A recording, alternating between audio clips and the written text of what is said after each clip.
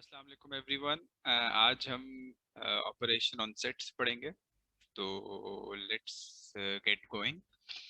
अच्छा जी, सबसे पहले तो ये है कि हम इस चैप्टर में कवर क्या क्या करेंगे।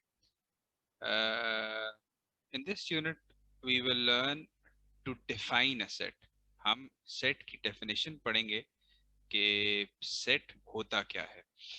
उसके बाद हम पढ़ेंगे about the different set operations, what is union of a set, what is intersection of a set, and what is meant by the difference of two sets. For example, एक set A है और एक set B है, तो A minus B का क्या मतलब है? What is meant by the difference of two sets, A minus B और B minus A? मतलब इस डिफरेंस का क्या मतलब है?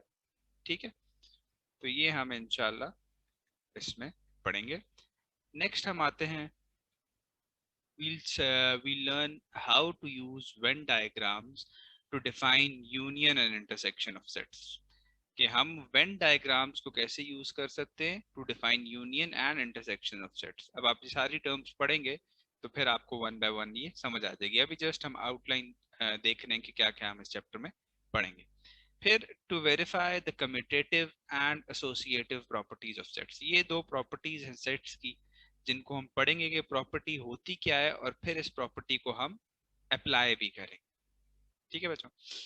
अच्छा, अब सिंस आपको अभी आइडिया नहीं है कि व्हाट इज अ सेट, हम अभी सेट बिल्कुल बेसिक से पढ़ रहे हैं, तो we will start off with the basic definition of a set. ठीक है, अब इसमें बच्चों जब भी आप कोई डेफिनेशन पढ़ेंगे उसमें आपने देखना है कि इम्पोर्टेंट कीवर्ड्स क्या है, क्योंकि वो कीवर्ड्स हैं जिन पे वो डेफिनेशन बेस करती है और वो कीवर्ड्स उस डेफिनेशन में बहुत इंपॉर्टेंट होते हैं। फॉर एग्जाम्पल, अब ये सेट की डेफिनेशन है, a set is a group और a collection, it can be a group or a collection of distinct well defined objects। मतलब अगर हम इसको खाली लिखें कि a set is a collection of objects, तो वो डेफिनेशन आपकी सही नहीं होगी। a set is a group or collection of number one distinct and number two well defined objects। मतलब जो आपके ऑब्जेक्ट्स हैं एक सेट के अंदर, नंबर वन वो डिस्टिंक्ट होने चाहिए और नंबर टू वो वेल डिफाइंड होने चाहिए। अब डिस्टिंक्ट और वेल डिफाइंड का क्या मतलब है ये आगे हम एग्जाम्पल में हमें पता चल जाएगा।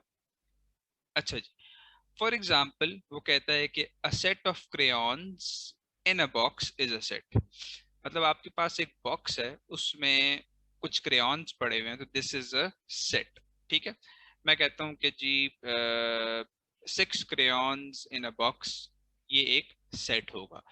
या फॉर एग्जाम्पल आपके पास एक सेट है ए, उसके अंदर 4 crayons हैं, ब्लू, रेड, ग्रीन, ऑरेंज। ठीक है, ये 4 crayons हैं। तो अब इसको हम एक सेट क्यों कह रहे हैं बच्चों? क्योंकि एक ब्लू क्रेयॉन है, एक रेड क्रेयॉन है, एक ग्रीन क्रेयॉन है और एक ऑरेंज क्रेयॉन है। ठीक है, अब ब्लू और रेड ये दोनों आपस में कंप्लीटली डिफरेंट है, मतलब डिस्टिंक्ट है, एक दूसरे से डिफरेंट है। ठीक है, डिस्टिंक्ट ऑब्जेक्ट वो होता है जिसको किसी दूसरे से कंपेयर किया जा सके या दूसरे से वो स्टैंड आउट करे। ठीक है, तो एक सेट में हमेशा हमारे पास सारे डिस्टिंक्ट, ब्लू भी डिस्टिंक्ट ऑब्जेक्ट है, आर भी रेड डिस्टिंक्ट कलर है, ग्रीन डिस्टिंक्ट कलर है, ऑरेंज डिस्टिंक्ट कलर है। ठीक है, डिस्टिंक्ट और वेल डिफाइंड। फॉर एग्जाम्पल, आप ये नहीं कह सकते कि ब्लू और red are the same thing. Blue is a different colour crayon, are is a different coloured crayon. ठीक है, तो इसका मतलब ये है कि ब्लू भी वेल डिफाइंड है और आर रेड भी वेल डिफाइंड है। ठीक है, तो जो डेफिनेशन है कि आपके जो कलेक्शन ऑफ ऑब्जेक्ट्स है वो डिस्टिंक्ट होने चाहिए और वेल डिफाइंड होने चाहिए। तो ये जो set of crayons in a box is a set, तो ये जो सेट ऑफ क्रेयॉन्स है, 4 क्रेयॉन्स इन अ बॉक्स, तो ये एक, इसको हम सेट इसलिए कहते हैं क्योंकि जो इसके ऑब्जेक्ट्स हैं, जो 4 ऑब्जेक्ट्स हैं, इसके 4 डिफरेंट क्रेयॉन्स हैं, वो डिस्टिंक्ट भी हैं और वेल डिफाइंड भी हैं। ठीक है बच्चों, तो बेसिकली आपको इसकी डेफिनेशन पता होनी चाहिए और आगे इसकी ये एक्सप्लेनेशन पता होनी चाहिए। ठीक है, डेफिनेशन में you can not miss distinct and well defined, these are the 2 important keywords। ठीक है, तो to start with, a set is a group or collection of distinct, number one, and well defined objects। अगर इन 2 keywords के बगैर आप definition लिखेंगे तो your definition will not stand for a set, वो एक सेट की डेफिनेशन गलत होगी। अच्छा, अब वो एक और एग्जाम्पल देता है, now consider a set of interesting cartoons, set of interesting cartoons. Here the term interesting cartoon means different things to different people। अब फॉर एग्जाम्पल अगर कोई बंदा कहता है कि a set of interesting cartoons, तो मेरे लिए इंटरेस्टिंग कार्टून शायद स्वॉट कैट्स हो, टॉम एंड जेरी हो, और तीसरा कोई भी कार्टून, आप ये मेरे लिए ये 2 इंटरेस्टिंग कार्टून हैं। ठीक है, और कोई और बंदा है उसके लिए शायद कोई और इंटरेस्टिंग कार्टून हो। ठीक है, और उसके उसके लिए शायद वो प्लैनेट अर्थ इंटरेस्टिंग कार्टून हो, उसके लिए शायद कोई भी और उसके लिए शायद इंटरेस्टिंग कार्टून हो। तो ये जो इंटरेस्टिंग कार्टून हैं, ये पर्सन टू पर्सन वेरी कर सकते हैं। अब जब पर्सन टू पर्सन वेरी कर सकते हैं तो ये डिफाइंड नहीं है। देखें, जो इंटरेस्टिंग कार्टून हैं वो डिफाइंड नहीं है। या तो वो कहता ना कि सेट ऑफ 4 कार्टून सीरीज, और आगे सीरीज के नाम बता देता कि टॉम एंड जेरी, या फिर स्वॉट कैट्स, या फिर प्लैनेट अर्थ, या फिर पावर ऑफ गर्ल्स, या फिर इस तरह के 4 अगर स्पेसिफाई कर देता तो वो डिस्टिंक्ट और well defined name of cartoon होते हैं। अब उसने सिर्फ कह दिया है कि सेट ऑफ इंटरेस्टिंग कार्टून्स। अब इंटरेस्टिंग कार्टून्स मेरे लिए कोई और होंगे, मेरे दोस्त के लिए कोई और होंगे, तो वो उसमें फिर आप इसको एज अ सेट कंसिडर नहीं कर सकते। एज अ सेट कंसिडर क्यों नहीं कर सकते बच्चों? क्योंकि इसमें ना ही डिस्टिंक्ट ऑब्जेक्ट्स हैं, ना ही वेल डिफाइंड ऑब्जेक्ट्स हैं। ठीक है, तो this is an important thing that you need to understand.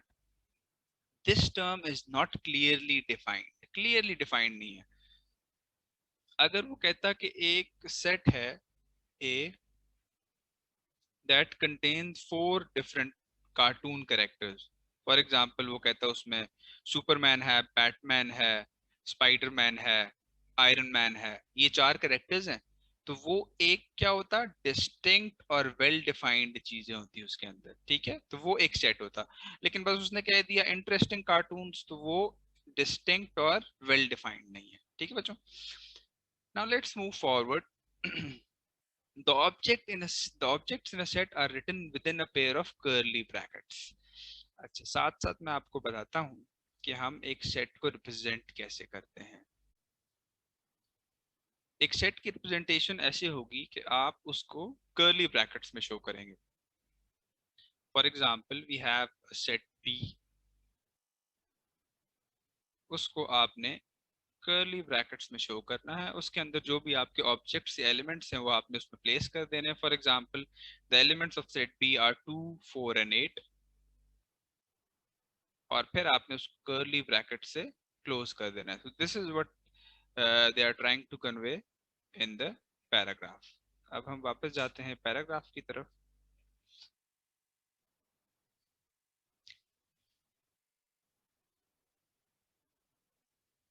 अच्छा जी, तो the objects in a set are written within a pair of curly brackets। These objects are called members or elements of the set। For example जो हमने अभी example की है, तो इसमें 2, 4 and 8 they are called members।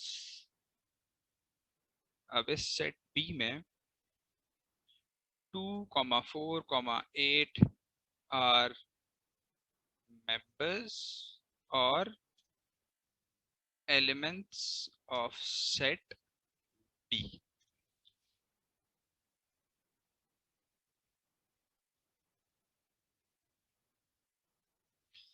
अच्छा जी, next इसमें बच्चों आपको पता चल गया कि जब भी आपने सेट को रिप्रेजेंट करना you have to use curly brackets. Number two, जो इसमें ऑब्जेक्ट्स हैं दे आर कॉल्ड मेंबर्स और elements of a set. Let's move forward. Each member is said to belong to the set. The symbol E is used to denote belongs to or is an element or is a member. For example अब similarly जो जो हम करते जाएंगे वो मैं आपको example यहाँ बताता जाऊंगा। अब अगर यहाँ हम लिखें two belongs to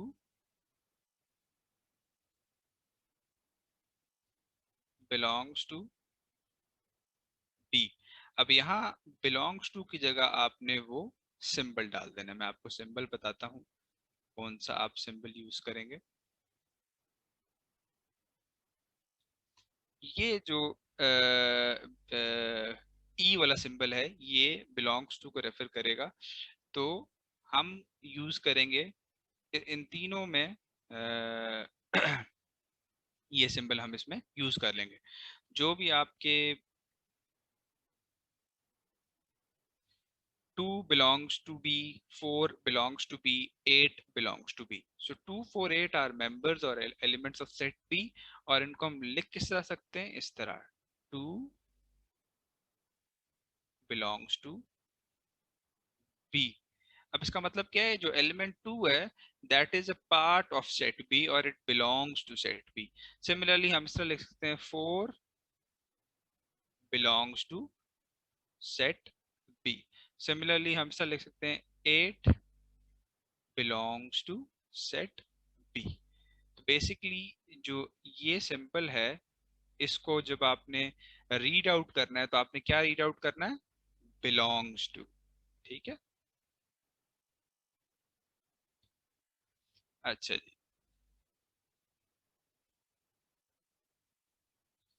let's move forward. अब वो एग्जांपल दे रहा है for example is an f is a set of ice cream flavors available at an ice cream shop। For example f वो सारे आइसक्रीम फ्लेवर्स हैं that are available in an ice cream shop. ठीक है, तो वो आपका vanilla, strawberry, chocolate, pineapple, mango and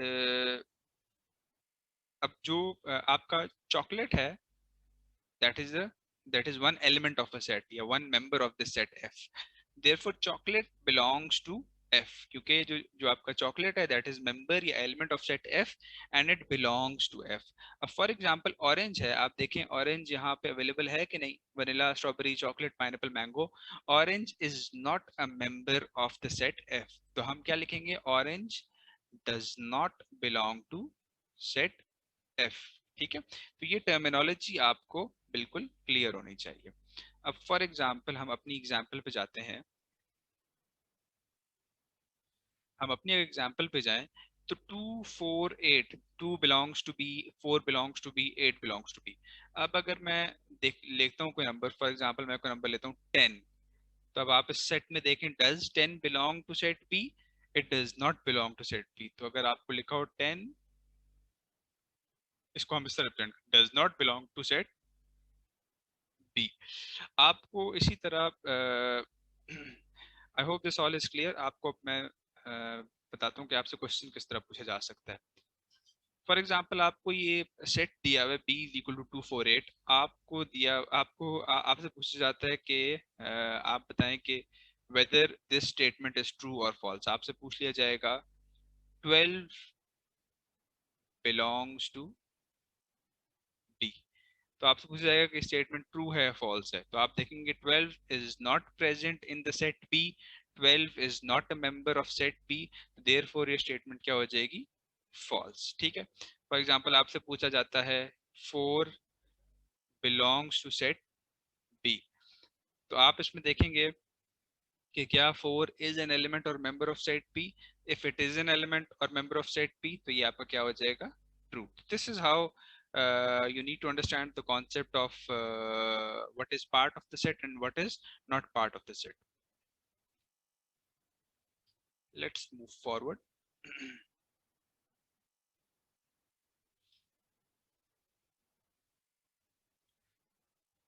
अच्छा जी, now we have understood जो चीजें आपने यहाँ पे देखी, लेट्स हाईलाइट देम कि अभी तक हमने क्या क्या चीजें यहाँ पे देख ली हैं। ठीक है,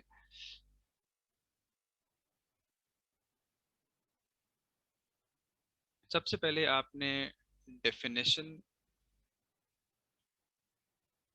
ऑफ अ सेट देखी। ठीक है, the definition of a set should be crystal clear, it is a group और collection of distinct and well defined objects. ठीक है, नेक्स्ट थिंग आपने क्या देखा कि एक सेट को हम जब रिप्रेजेंट करते हैं तो उसमें हम कर्ली ब्रैकेट्स यूज करते हैं। For example B is equal to, आप कर्ली ब्रैकेट्स यूज करेंगे और उसके अंदर हम लिखेंगे वन, और जो ऑब्जेक्ट्स हैं they are separated by a comma. ठीक है, अच्छा अब इसमें जो one two three four five हैं ये आर, जो जो one comma two comma three comma four comma five, these are members, या इनको एलिमेंट्स कहेंगे ऑफ सेट बी। अच्छा जी, ये चीज भी आपको क्लियर होनी चाहिए। सेकंड, आपको बताना चाहिए कि आप जब भी सेट आप ड्रॉ करेंगे तो उसको आपने कर्ली ब्रैकेट से स्टार्ट और क्लोज करना है। नेक्स्ट चीज हमने क्या पढ़ी, हमने इसमें अ, हमने इसमें ये बिलोंग्स टू वाला साइन पढ़ा। दिस, इस साइन का मतलब है बिलोंग्स टू और इस साइन का मतलब है डज नॉट बिलोंग टू। ठीक है, इसका मतलब है बिलोंग्स टू और इसका मतलब है डज नॉट बिलोंग टू। तो these are the initial things जो हमने अभी पढ़ी हैं। आप इस वीडियो को बेशक पॉज करके चीज़ें नोट कर सकते हैं before we move forward.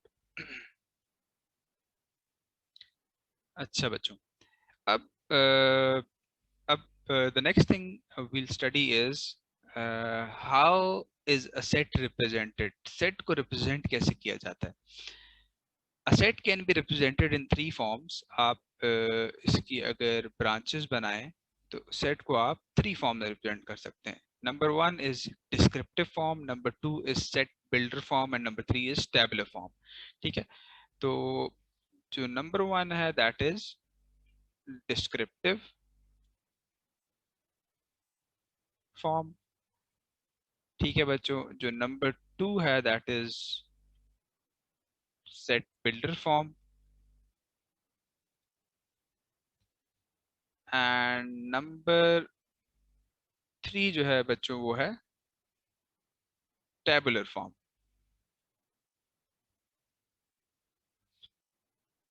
These are three different types of representation जिसमें आप सेट को रिप्रेजेंट कर सकते हैं। अब हम इन तीनों रिप्रेजेंटेशन को वन बाय वन देखेंगे कि what do these representations, how we can represent sets by using these three different forms. Anybody has to note them down, वो वीडियो बीच में पॉज कर सकते हैं और उसको नोट कर सकते हैं। अच्छा, नेक्स्ट मूविंग फॉरवर्ड, सबसे पहले descriptive form. A set described in descriptive terms, आपको in terms of words बताया होगा कि इस सेट के अंदर क्या है। फॉर एग्जाम्पल बताया हुआ है a is equal to first five natural numbers, a is equal to first five natural numbers, ये इसकी डिस्क्रिप्टिव फॉर्म है। असल में सेट किस तरह होगा ये, a is equal to one two three four five. Basically ये सेट है जिसको डिस्क्रिप्टिव फॉर्म में इस तरह लिखा हुआ है a is equal to first five natural numbers. ठीक है, तो ये डिस्क्रिप्टिव फॉर्म है। फॉर एग्जाम्पल हम एक एग्जाम्पल देखते हैं। अगर आपको कहा हुआ है कि डिस्क्रिप्टिव फॉर्म में आपको बताया हुआ है b, डिस्क्रिप्टिव फॉर्म में आपको बताया हुआ है कि b is a set of positive odd numbers less than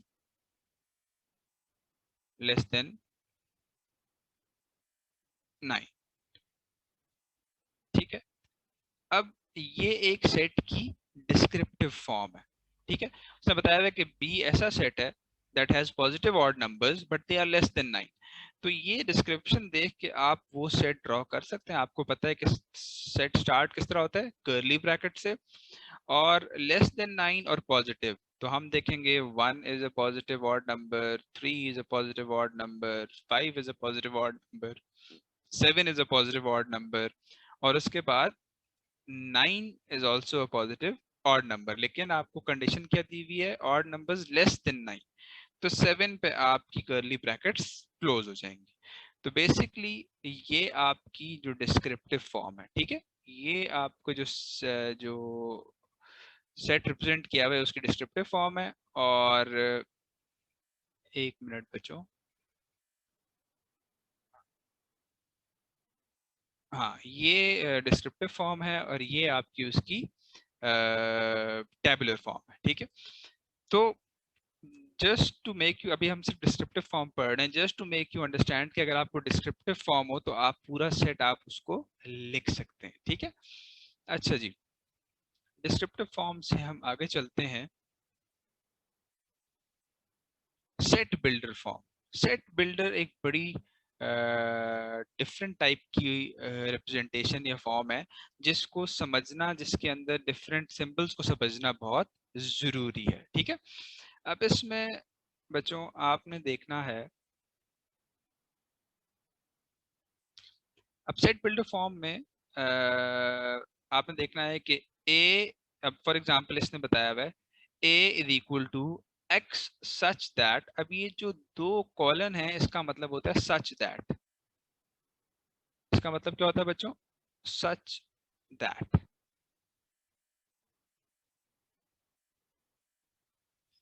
अब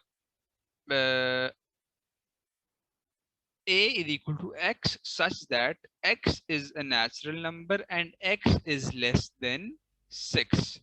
मतलब x आपका नेचुरल नंबर है और x इज लेस देन 6। तो बेसिकली ये जो आपका बनेगा, a जो आपका सेट बनेगा वो क्या बनेगा, नेचुरल नंबर और लेस देन 6। नेचुरल नंबर शुरू होते हैं आपके 1 से, ठीक है, और लेस देन 6, 1 2 3 4 5 6। ठीक है, और ये आपका सेट क्लोज हो जाएगा। तो बच्चों बेसिक रूल्स आपने हमेशा याद रखने हैं कि it begins with curly brackets and each element is separated by other element by a comma in between. ठीक है, हर एलिमेंट के बाद आपने कॉमा डालना है। अगर कॉमा नहीं डालेंगे तो ये 12 बन जाएगा ये ऑब्जेक्ट। तो हर एलिमेंट के बाद, हर ऑब्जेक्ट के बाद आपने कॉमा डालना है। ठीक है, तो बेसिकली ये सेट बिल्डर फॉर्म जो है, सेट बिल्डर फॉर्म जो है वो ये है। ठीक है, और सेट बिल्डर फॉर्म का आपको पता चलना चाहिए कि सेट बिल्डर फॉर्म में है तो उसको टेबुलर फॉर्म में कन्वर्ट करना आपको आना चाहिए। ठीक है, अगर आपको डिस्क्रिप्टिव फॉर्म में दिया हुआ है, आपको इंटर कन्वर्जन आना चाहिए। डिस्क्रिप्टिव फॉर्म में दिया हुआ है उसको आपको टेबुलर फॉर्म में कन्वर्ट करना आना चाहिए। जिस तरह हमने ये किया, हमें डिस्क्रिप्टिव फॉर्म दी हुई थी, उसको हमने टेबुलर फॉर्म में कन्वर्ट कर दिया। अगर हमें ये टेबुलर फॉर्म दी होती तो उसको भी हमें डिस्क्रिप्टिव फॉर्म में कन्वर्ट करना आना चाहिए। ठीक है, दोनों कन्वर्जन हमें आनी चाहिए। हमें कोई भी रिप्रेजेंटेशन दी हो, हमें पता चल जाना चाहिए कि इसकी टेबुलर फॉर्म क्या है और इसकी डिस्क्रिप्टिव फॉर्म क्या है, इसकी सेट बिल्डर फॉर्म क्या है। अच्छा, लेट्स मूव फॉरवर्ड। अच्छा बच्चों, डिस्क्रिप्टिव फॉर्म भी हो गया, सेट बिल्डर फॉर्म भी हो गया। टेबुलर फॉर्म क्या होती है कि उसमें डायरेक्टली आपके एलिमेंट्स लिखे लिखे होते हैं। A set with the elements of the set written directly. Example a is equal to 1 2 3 4 5। इसमें डायरेक्टली आपके एलिमेंट्स लिखे हुए हैं। ठीक है, अब फॉर एग्जांपल बच्चों इसको मैं अगर लिखना चाहूँ, इसको मैं अगर लिखना चाहूँ डिस्क्रिप्टिव फॉर्म में, तो डिस्क्रिप्टिव फॉर्म में मैं कैसा लिखूंगा, a इज इक्वल टू, मैं क्या करूंगा, मैं इसको लिखूंगा सिमिलरली वो हो जाएगा first 5 natural numbers, a is equal to first 5 natural numbers. ठीक है, तो ये इसकी कौन सी फॉर्म आ जाएगी, डिस्क्रिप्टिव फॉर्म आ जाएगी। अब इसकी कुछ एग्जांपल्स हम कर सकते हैं। अब इसको अगर हमने सेट बिल्डर फॉर्म में लिखना होगा तो ये इसका ऊपर लिखी हुई है इसकी set builder form, a is equal to x such that x is a natural number and x is less than 6। ठीक है, अच्छा हम इसकी कुछ एग्जांपल्स करते हैं। हमें अब तीनों समझ आ गई हैं, हमें नोटेशंस जो हैं, तीनों नोटेशंस हमें समझ आ गई। अब हमने जो अपनी एग्जांपल है उसको हम डिफरेंट फॉर्म में जरा लिख के देखते हैं। फॉर एग्जांपल हमारे पास ये हमारे पास टैबुलर फॉर्म में है, ये हमारे पास टैबुलर फॉर्म में है, ये हमारे पास डिस्क्रिप्टिव फॉर्म में है।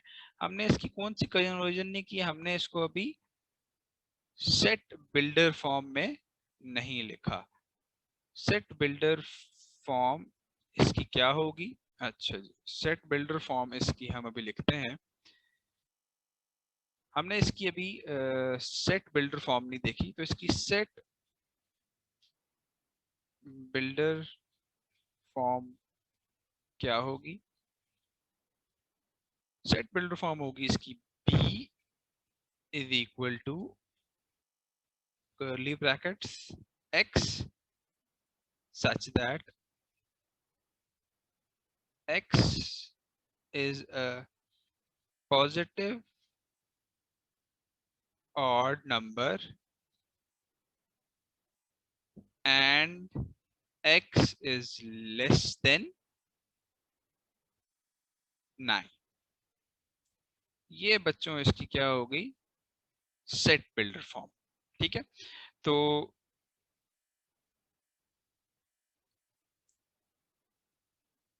ये इसकी बच्चों डिस्क्रिप्टिव फॉर्म है, ये इसकी टेबुलर फॉर्म है और ये इसकी सेट बिल्डर फॉर्म है। ये क्या है आपकी डिस्क्रिप्टिव फॉर्म, ये बच्चों आपकी है tabular form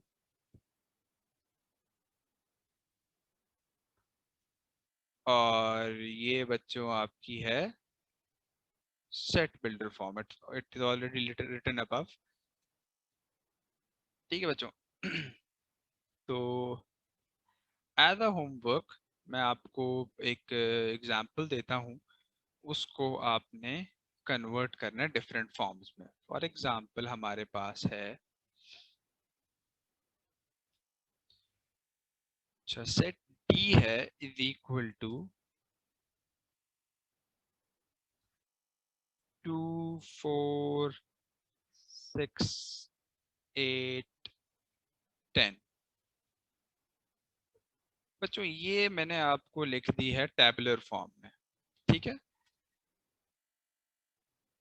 convert this tabular form into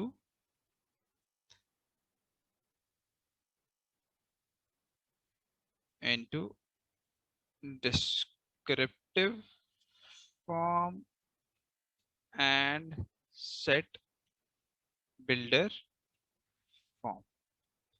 ठीक है बच्चों, दिस इज योर, आप अपने ट्रायल के लिए इस जो सेट को आपने टेबुलर फॉर्म में कन्वर्ट करना है और डिस्क्रिप्टिव इस टेबुलर फॉर्म को आपने डिस्क्रिप्टिव फॉर्म में कन्वर्ट करना है और सेट बिल्डर फॉर्म में करना है।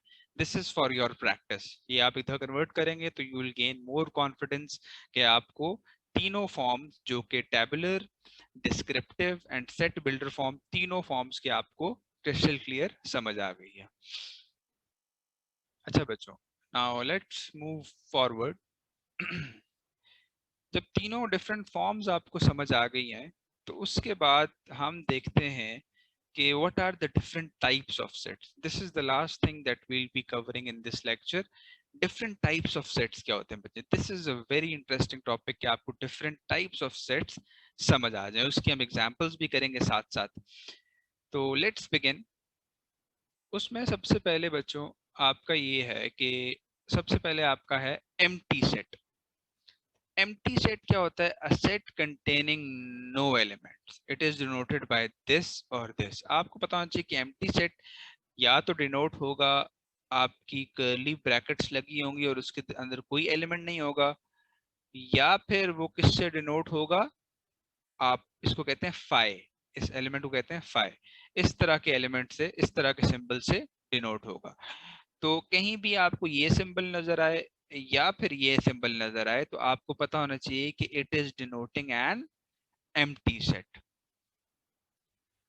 अच्छा, अब फॉर एग्जाम्पल उसने दी है b is equal to integers between 0 and 1। 0 and 1 के दरमियान कितने इंटीजर्स आते हैं? 0 and 1 के दरमियान तो कोई इंटीजर नहीं है। तो बेसिकली वो बताना चाह रहा है कि it b is an empty set या b is a null set. तो एम्प्टी सेट भी कह सकते हैं, नल सेट भी कह सकते हैं, जिसके अंदर कोई एलिमेंट्स नहीं है। ठीक है। अब फॉर एग्जांपल जिस तरह इसने एग्जांपल दिया इस तरह मैं आपको एग्जांपल्स देता हूँ एक दो, ताकि आपका कॉन्सेप्ट जो है क्रिस्टल क्लियर हो जाए। अच्छा बच्चों, फॉर एग्जांपल मैं आपको कहता हूँ कि B is a set of natural numbers between 9 and 10। अब अगर अब ये किसकी एग्जांपल है? b इज इक्वल टू, ये नल सेट या एम्प्टी सेट की एग्जांपल है। अब b is a set of natural numbers between 9 and 10। 9 and 10 के दरमियान कितने नेचुरल नंबर्स है बच्चों? 9 and 10 के दरमियान तो कोई नेचुरल नंबर नहीं आता। तो इसका क्या मतलब है कि b is an empty set. So you can have many examples like this, जिस तरह d is a set of whole numbers between 31 and 32। ठीक है। तो ये क्या बताता है कि 31 and 32 के दरमियान तो कोई होल नंबर नहीं है। 31 और 32 तो होल नंबर्स हैं, लेकिन in between them there no whole number exists. तो इसका क्या मतलब है कि D is an empty set. ठीक है। इस तरह की मल्टीपल एग्जांपल्स बच्चों आपको मिल जाएंगी। और भी बहुत सारी एग्जांपल्स मिल सकती हैं, जो आपको मतलब खुद आप अपनी ब्रेन स्टॉर्मिंग कर सकते हैं और देख सकते हैं कि और क्या क्या एग्जांपल्स हो सकती हैं। अच्छा जी, लेट्स मूव फॉरवर्ड। तो एम्प्टी सेट आपको पता होना चाहिए कि एम्प्टी सेट इससे भी रिप्रेजेंट हो सकता है या फिर एम्प्टी सेट एक और आपका सिंबल है उससे भी रिप्रेजेंट हो सकता है। एक मिनट में आपको बताता हूँ।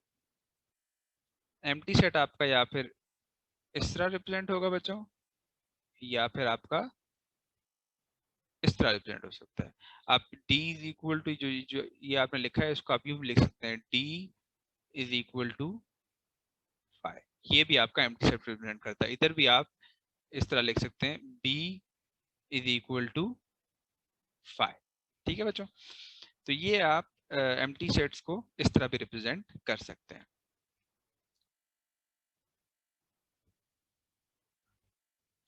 अच्छा बच्चों, let's move forward. Empty set हो गया।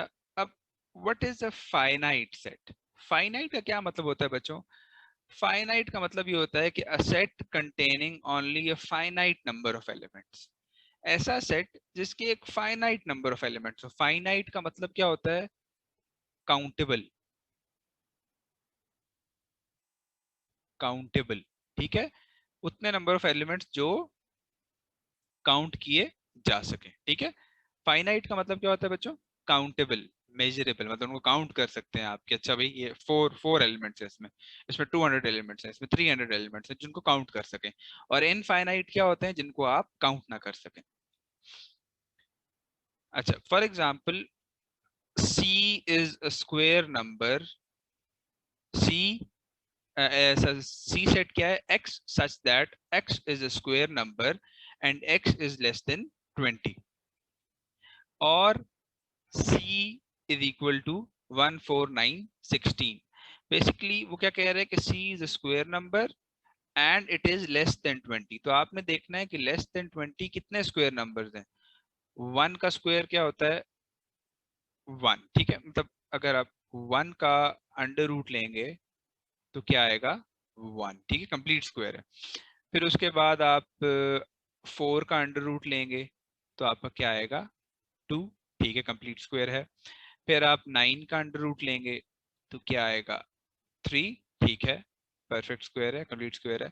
फिर आप 16 का अंडर रूट लेंगे तो क्या आएगा, फोर, ठीक है। इनके दरमियान जितने भी नंबर्स हैं उनके अगर आप अंडर रूट्स लेंगे तो वो फिर आपका परफेक्ट नंबर नहीं आएगा। सिर्फ ये नंबर्स एग्जिस्ट करते हैं लेस देन 20 जिनका स्क्वायर रूट एक कंप्लीट होल नंबर आता है, ठीक है।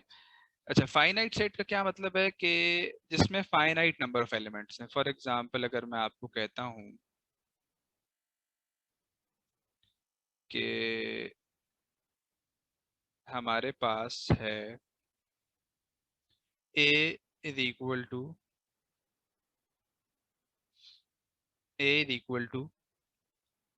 टू 8 10 32। तो क्योंकि इसमें क्योंकि इसमें फाइनाइट नंबर ऑफ एलिमेंट्स हैं, कितने एलिमेंट्स हैं, वन टू थ्री फोर, इनको काउंट किया जा सकता है।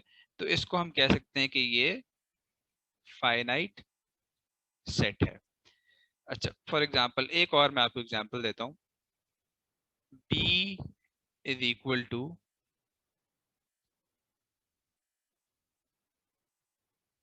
x such that x is a natural number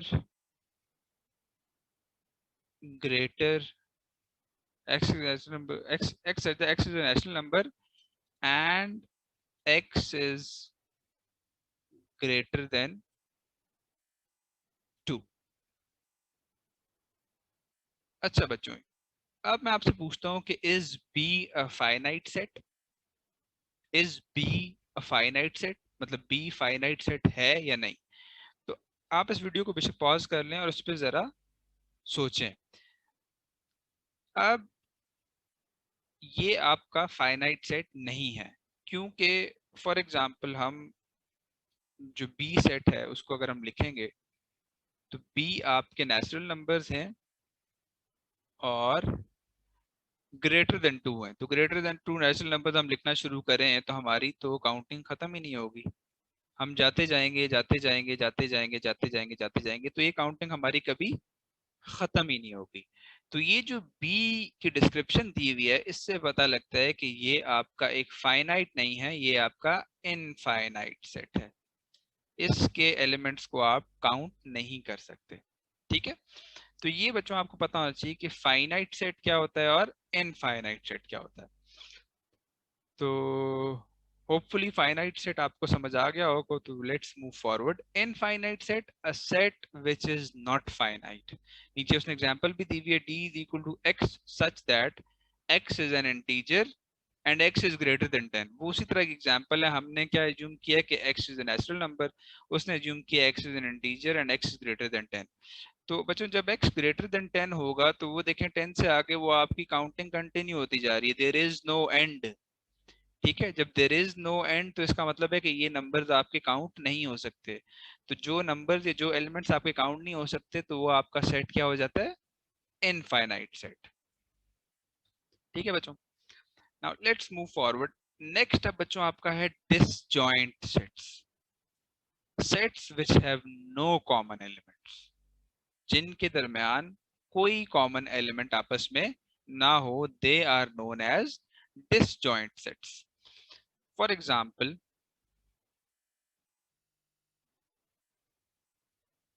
no common elements.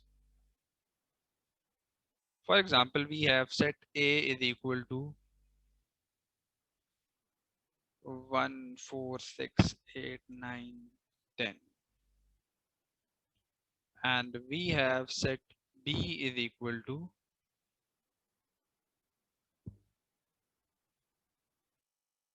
84 94 100 102.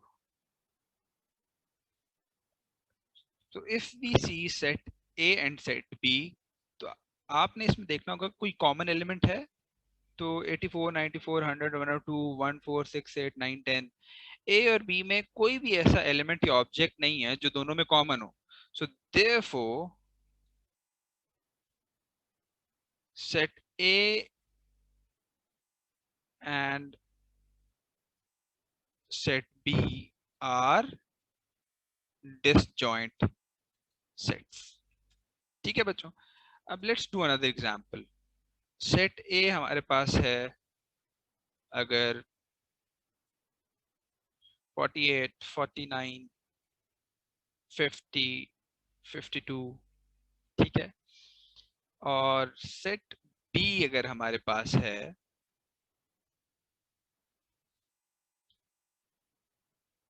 40 41 42 50। अब अगर आप इन दोनों में देखें, यू हैव टू सी, अगर आपने देखना है कि दोनों सेट्स डिसजॉइंट हैं कि नहीं, आपने देखना है कोई कॉमन एलिमेंट तो नहीं है।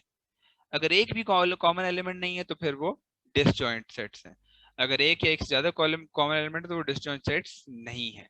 तो अब इसमें हम देखते हैं कि कोई कॉमन एलिमेंट तो नहीं है। तो 40 41 42 50, तो ये अगर आप इसमें देखें तो जो 50 है इधर और 50 है इधर, तो ये 50 हमारे पास कॉमन एलिमेंट है। तो therefore set A and set B are not disjoint sets, मतलब ये दोनों डिसजॉइंट सेट्स नहीं है, इसमें कोई ना कोई कॉमन एलिमेंट है। डिसजॉइंट का मतलब होता है जो आपस में जॉइन ना हो, अलग अलग हो। ये हम आगे जब वेन डायग्राम पढ़ेंगे तो then you will clearly understand के डिसजॉइंट सेट्स किस तरह रिप्रेजेंट किए जाते हैं। वो बिल्कुल अलग अलग सर्कल्स में रिप्रेजेंट किए जाते हैं। तो वो हम इंशाल्लाह फर्दर पढ़ेंगे, तो फिर आप लोगों को इंशाल्लाह फर्दर कॉन्सेप्ट क्लियर हो जाएगा। अच्छा, डिसजॉइंट सेट्स पढ़ लिए हैं। डिसजॉइंट सेट्स का ऑपोजिट क्या होता है बच्चों? Overlapping sets. इसका ऑपोजिट क्या है? Overlapping sets. अगर कोई कॉमन एलिमेंट है सेट्स में तो उनको ओवरलैपिंग सेट्स कहेंगे। अब हम उसी तरह एग्जाम्पल पे चले जाते हैं। तो जो एग्जाम्पल में हमने दूसरी हमने देखी है, ये वाली, ये जो हमने देखा है जी, तो ये A and B are not disjoint sets, but they are set A and set B are overlapping sets। ठीक है बच्चों, क्यों overlapping sets? Because they have 50 as common number, sorry, they have this 50 as common in both sets।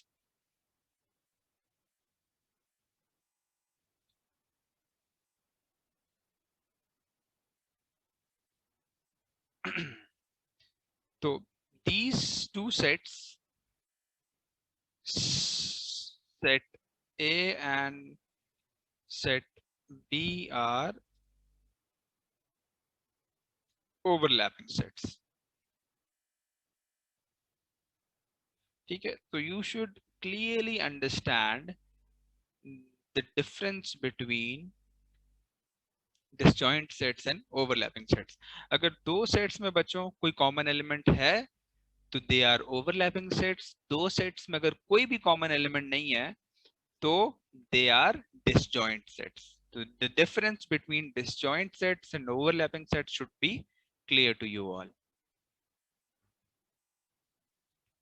अच्छा बच्चों, उसके बाद हम जो लास्ट टू आज पढ़ेंगे, इक्विवेलेंट सेट्स और equal sets. This is very important, these two definitions are very important for you to understand.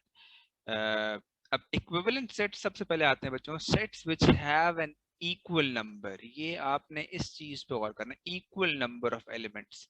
Element same हो या ना हो, if the number of elements is same तो आपके सेट्स क्या होंगे, equivalent. For example we have an example J is equal to 146, K is equal to ABC। अब 146 is another dimension, ABC is another dimension, बिल्कुल equal नहीं है, यहाँ numbers हैं यहाँ लेटर्स हैं, लेकिन नंबर ऑफ एलिमेंट्स इसमें कितने हैं, 1 2 3, यहाँ नंबर ऑफ एलिमेंट्स कितने हैं, 1 2 3। सो द इम्पोर्टेंट थिंग क्या है, if the number of elements are the same, the two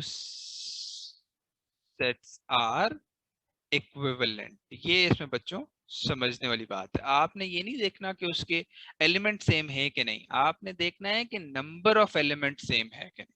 ठीक है, तो you can pause this video and you can write down the statement. तो this is what are equivalent sets, कि आपने देखना है कि नंबर ऑफ एलिमेंट सेम है, तो आप उसको, नंबर ऑफ एलिमेंट सेम है तो वो इक्विवेलेंट सेट्स कहलाएंगे। अच्छा, फिर consider A is equal to planets in the solar system and B is equal to natural numbers less than 9। Natural numbers less than 9 आपके करेंगे तो आपका सेट B बन जाएगा इस तरह बच्चों, लेस देन 9 1 2 3 4 5 6 7 8, ये 8 आपका बन जाएगा लेस देन 9। ठीक है बच्चों, ये आपका सेट बन जाएगा। इसके अंदर आप देखें कितने एलिमेंट्स हैं, टोटल 8 एलिमेंट्स हैं। इसके अंदर जो नंबर ऑफ एलिमेंट्स हैं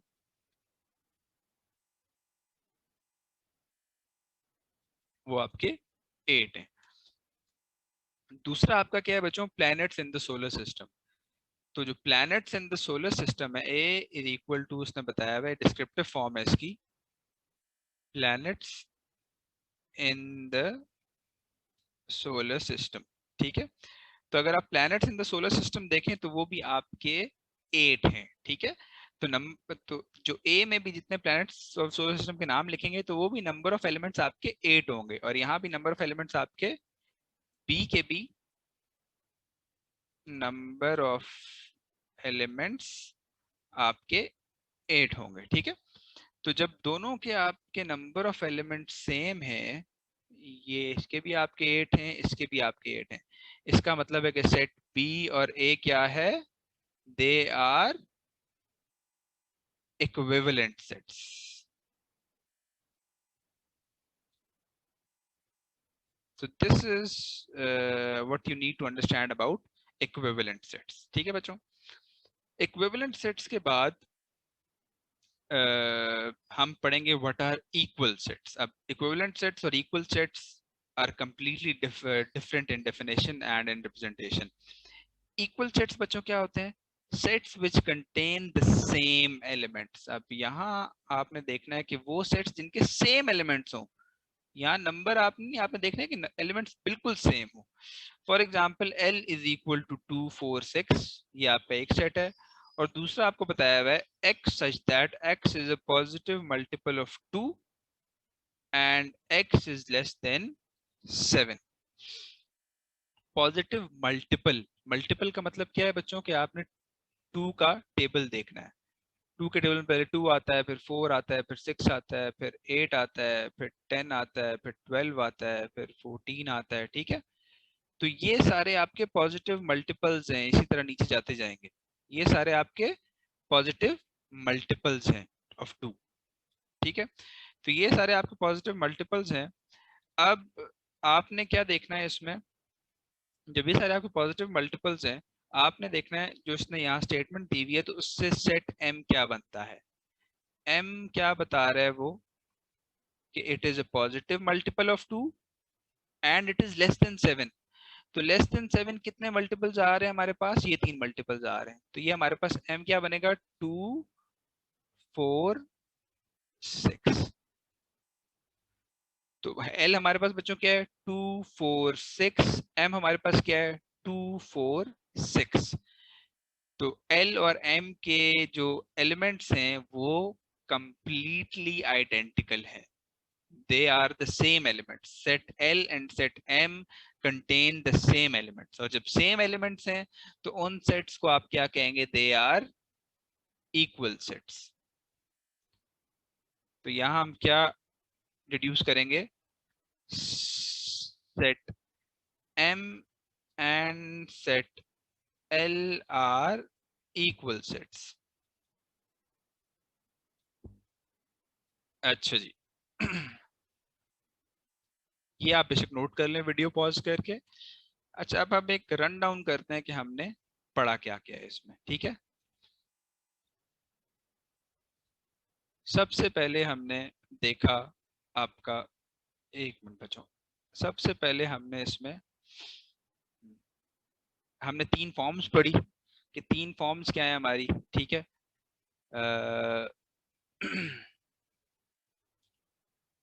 सबसे पहले हमने 3 फॉर्म्स पढ़ी, 3 फॉर्म्स ऑफ रिप्रेजेंटेशन, ठीक है, जिसमें से number 1 was descriptive, number 2 was tabular, number 3 was set builder, ठीक है। ये तीनों फॉर्म्स पढ़ी बच्चों हमने। उसके बाद हमने इसमें देखा कि सबसे पहले हमने देखा एम्प्टी सेट क्या होता है,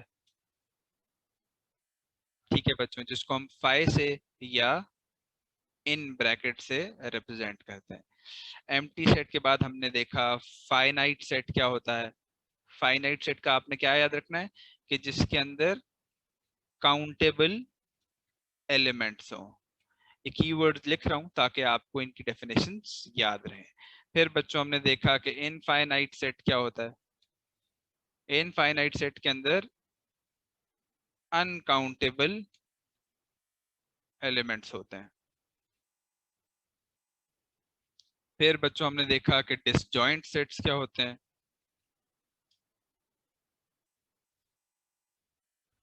डिसजॉइंट सेट्स आपके क्या होते हैं?